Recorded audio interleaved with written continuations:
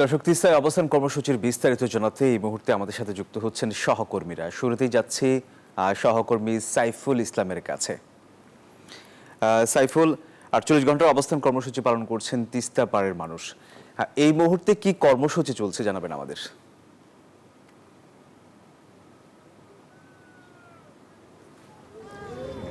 সোহাগ, কিছুক্ষণ আগে কিন্তু এই তিস্তাপাড়ের মানুষেরা পদযাত্রা কর্মসূচিতে অংশ নিয়েছে এবং কর্মসূচিটি কিন্তু এই রংপুরের কাউনিয়া পর্যন্ত গিয়েছিল। কাউনিয়া বাজার থেকে আবার তারা ঘুরে তিস্তাপাড়ের যে লালমনিরহাট অংশ সেখানে তারা যাচ্ছেন। আমার ক্যামেরাম্যানের মাধ্যমে দেখাতে চাই, এখন কিন্তু তিস্তাপাড়ের মানুষ এই পদযাত্রা শেষে তারা তাদের যে লালমনিরহাট পয়েন্ট সেখানে তারা যাচ্ছেন এবং সেখানে বিকেলে কিন্তু আজকে একটি সমাবেশ অনুষ্ঠিত হবে। সেই সমাবেশে বিএনপির ভারপ্রাপ্ত চেয়ারম্যান তারেক রহমান বক্তব্য রাখবেন এবং দুপুরে কিন্তু আজকে রয়েছে তিস্তা নদীর পানিতে নেমে প্ল্যাকার্ড প্রদর্শনী। সেই প্ল্যাকার্ডগুলোর মাধ্যমে আসলে তারা তাদের আগামী দিনের যে দাবিগুলো রয়েছে সেই দাবিগুলো তারা প্ল্যাকার্ডের মাধ্যমে উত্থাপন করতে চান এবং দেশের পাশাপাশি বিশ্ববাসীকে তারা তাদের যে দাবির প্রতি একটি সমর্থন আদায় করার জন্য কিন্তু এই কর্মসূচিটি পালন করবেন।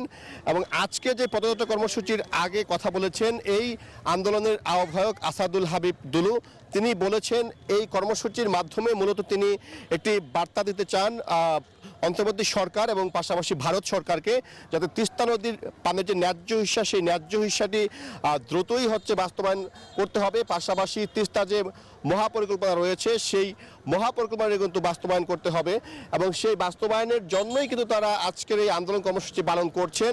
এবং তিস্তা পাড়ের যে মানুষ রয়েছে 5টি জেলার মানুষ, সেই মানুষের সঙ্গে আমি কথা বলেছি, প্রত্যেকের মধ্যেই স্বতঃস্ফূর্ততা এবং একটি উৎসবমুখর পরিবেশ দেখেছি এবং প্রত্যেকে কিন্তু বলছেন তারা বছরের পর বছর কিন্তু এই তিস্তা পাড়ের মানুষেরা বঞ্চিত। বিশেষ করে ভারতের পানি আগ্রাসনের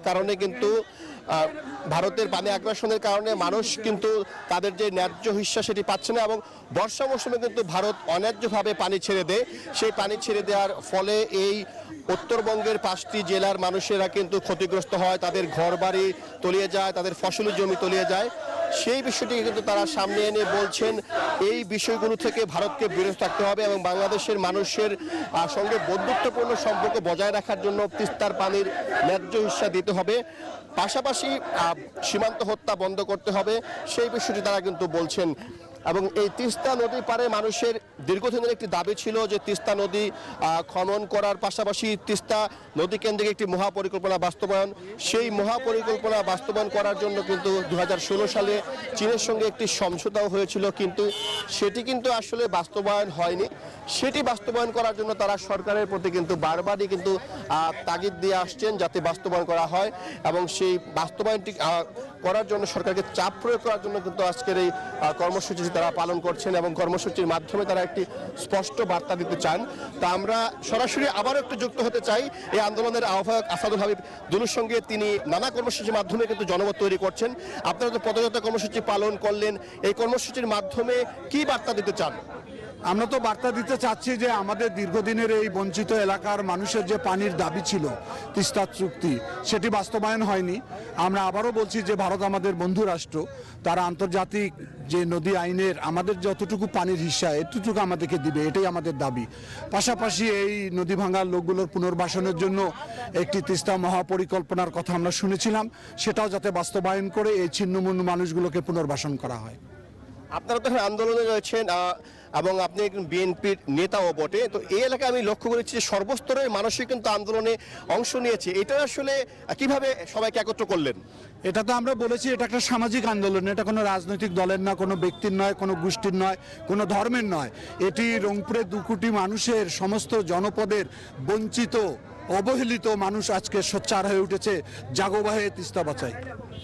যেমনটি বলছিলেন আসাদুল হাবিব দুলু, আসলে তিনি রাজনৈতিক দৃষ্টিভঙ্গি থেকে নয়, একটি সামাজিক আন্দোলনের অংশ হিসেবে মানুষের অধিকার আদায়ের জন্যই এই কর্মসূচিটি হাতে নিয়েছেন এবং টানা 48 ঘন্টা ব্যাপী যে কর্মসূচি, সেই কর্মসূচিতে কিন্তু তিস্তাপাড়ের লাখো লাখো মানুষ কিন্তু অংশ নিয়েছে এবং গত রাত তারা কিন্তু এই তিস্তাপাড়েই যাপন করেছে। এর আগের রাতেও কিন্তু তারা তিস্তা পাড়েই কিন্তু ছিল।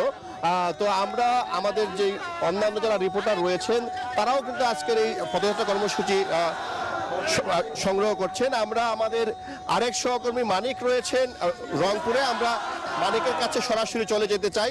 মানিক, আপনি আমাকে শুনতে পাচ্ছেন এবং আপনি আপনার যে এলাকার পদযাত্রা কর্মসূচি রয়েছে সেই কর্মসূচি আপনি দর্শকদের জানান।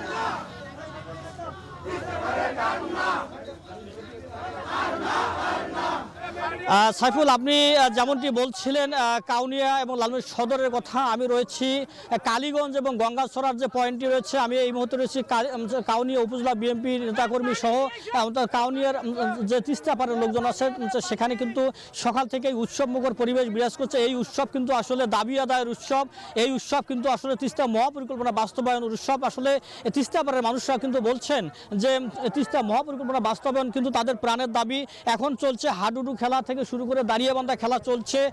ব্যাপক কর্মসূচি বাস্তবায়নের মধ্য দিয়ে আজকে দ্বিতীয় দিনের মতো এই কর্মসূচি চলছে। আমরা আসলে কথা বলেছি স্থানীয় বিএনপি নেতার সাথে কথা বলতে চাই, একটু আপনার সাথে কথা বলতে চাই। এই যে দুদিনব্যাপী কর্মসূচির আজকে দ্বিতীয় দিন চলছে, এই দ্বিতীয় দিনে কি কি কর্মসূচি রয়েছে এবং কর্মসূচি সফলের ব্যাপারে কি রয়েছে এটা আমাদেরকে বলবেন। আমাদের দ্বিতীয় দিনের কর্মসূচি রয়েছে নদীতে নেমে প্লেকার্ড প্রদর্শন, রাতে মশাল মিছিল এবং 5টার সময় আমাদের দেশনায়ক জনাব তারেক রহমান ভার্চুয়ালি যুক্ত হবে। এটা হচ্ছে সুন্দরগঞ্জ থেকে বুড়িমারি পর্যন্ত আমাদের যে সব পয়েন্ট আছে আন্দোলনের, সব পয়েন্টে আমাদের মনিটরের মাধ্যমে তারেক রহমানের ভাষণ প্রচার হবে। 48 ঘন্টার প্রোগ্রামে আগামীকাল সকাল পর্যন্ত আমাদের অবস্থান কর্মসূচির দ্বিতীয় দিন। এই অবস্থান কর্মসূচির মধ্য দিয়ে তিস্তা মহাপরিকল্পনা বাস্তবায়নের ব্যাপারে কতটুকু আশাবাদী? আমরা আশা করছি যে যেভাবে গণমানুষ জেগে উঠেছে তাতে এই আন্দোলনটি আর হয়তো থেমে থাকবে না। এবারে আমরা হয়তো একটি বাস্তবের রূপ দেখব তিস্তা মেগা প্রকল্প। ধন্যবাদ। শুনছিলাম স্থানীয় বিএনপি নেতাদের কথা, তারা কিন্তু বলছেন যে তিস্তা মহাপরিকল্পনা বাস্তবায়ন তাদের প্রাণের দাবি। শুধু তাদেরই নয়, এই কর্মসূচিটি জাগোবাহে তিস্তা বাঁচায় যে কর্মসূচি, এটি একটি সামাজিক কর্মসূচি বলেছেন আসাদুল হাবিব দুলু।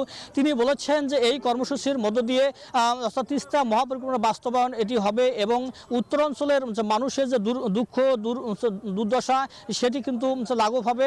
সব মিলে এই অঞ্চলের মানুষের যে প্রাণের দাবি এটি পূরণ হবে। অন্তর্বর্তী সরকার থেকে শুরু করে বহির্বিশ্বের যে সরকার প্রধানরা রয়েছে তারা ভারতকে চাপ দেবে এবং তিস্তা মহাপরিকল্পনা বাস্তবায়নের তাগিদ দেবে। এই ছিল আমার কাছে অর্থাৎ রংপুরের মহিপুর সেতু থেকে সর্বশেষ। এখানে আমরা চলে যেতে চাই তিস্তা ব্যারেজে রয়েছে সহকর্মী রবিউল হাসান, তার কাছে জানতে চাইব সেখানকার খবর। রবিউল হাসান।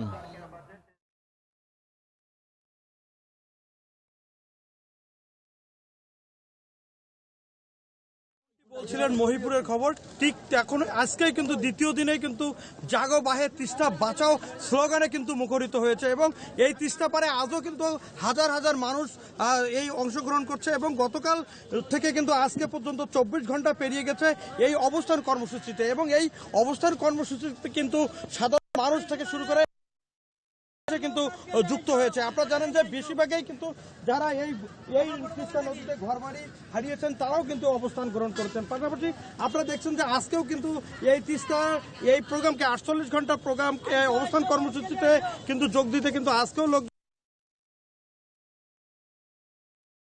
এই তিস্তায় পাশাপাশি আমরা শুনবো এই তিস্তা ব্যারেজে অবস্থান কর্মসূচিতে এবং কর্মসূচিতে আমরা শুনবো এই তিস্তা ব্যারেজে অবস্থান কর্মসূচিতে এবং কর্মসূচিতে কি মেসেজ আপনার সাথে কথা বলতে চাই। এই মেসেজ কি দিতে চান আপনি দেশবাসীকে? ধন্যবাদ নিউজ 24-কে। আমরা এই অঞ্চলের অবহেলিত মানুষ নদীমাতৃক বাংলাদেশের এই মহান তিস্তা নদীকে বাঁচানোর জন্য আমরা আজকে আসাদুল হাবিব দুলু ভাইয়ের আহ্বানে এবং অত্র অঞ্চলের নেতা ব্যারিস্টার রাজীবের আহ্বানে আমরা তিস্তা বাঁচাও আন্দোলনে শরিক হয়েছি। আমরা শায়ান আলো স্কুলের পক্ষ থেকে। তো এখানে আমরা জানি যে এই তিস্তা নদী আমাদেরকে সৌহার্দ্য শিখিয়েছে, এই তিস্তা নদী আমাদেরকে মাছে ভাতে বাঙালি করেছে, এই তিস্তা নদী আমাদেরকে সংগ্রাম করার সাহস জুগিয়েছে। সেই তিস্তা নদী আমাদের প্রতিবেশী রাষ্ট্রের কারণে আজ ধ্বংস হয়ে যেতে চাচ্ছে। এই জন্য আমরা এই তিস্তা নদীকে বাঁচাতে চাই। আমরা চাই বিশ্ববাসীর কাছে জাস্টিস চাই। আমরা তিস্তাকে বাঁচাতে চাই। এই তিস্তা বাঁচানোর জন্য আমরা অত্র অঞ্চলের লোক, বিশেষ করে আমরা শায়ান আলো স্কুলের পক্ষ থেকে এসেছি। এখানে ধন্যবাদ আপনাকে। আপনারা শুনছিলেন এই তিস্তা নদী কিন্তু আমাদের বাঙালির ঐতিহ্য কিন্তু ধরে রেখেছে এবং মাছে ভাতে বাঙালি কিন্তু এই তিস্তা নদীতে। আপনারা জানেন যে ভারতের একতরফা পানি প্রত্যাহারের কারণে কিন্তু এই তিস্তা নদী এখন আজকে ধুধু বালুচর। এই ধুধু বালুচরের কথা চিন্তা করে আমাদের নদী রক্ষার প্রধান সমন্বয়ক অধ্যক্ষ আসাদুল হাবিব দুলুর নেতৃত্বে কিন্তু 48 ঘন্টা অবস্থান কর্মসূচি চলছে। ইতিমধ্যে কিন্তু 24 ঘন্টা শেষ হচ্ছে। আজকে কিন্তু এখন পথযাত্রা চলছে এবং সন্ধ্যায় হবে মশাল প্রজ্বলন এবং সন্ধ্যায় তারেক রহমান বিএনপির ভাইস চেয়ারম্যান তারেক রহমান বক্তব্য ভার্চুয়ালি দেওয়ার কথা আছে। এই ছিল আমার কাছে সর্বশেষ। ফিরে যাচ্ছি স্টুডিওতে। ধন্যবাদ আপনাকে। দর্শক, তিস্তাপাড়ের অবস্থান কর্মসূচির খবর জানাচ্ছিলেন আমাদের সহকর্মীরা।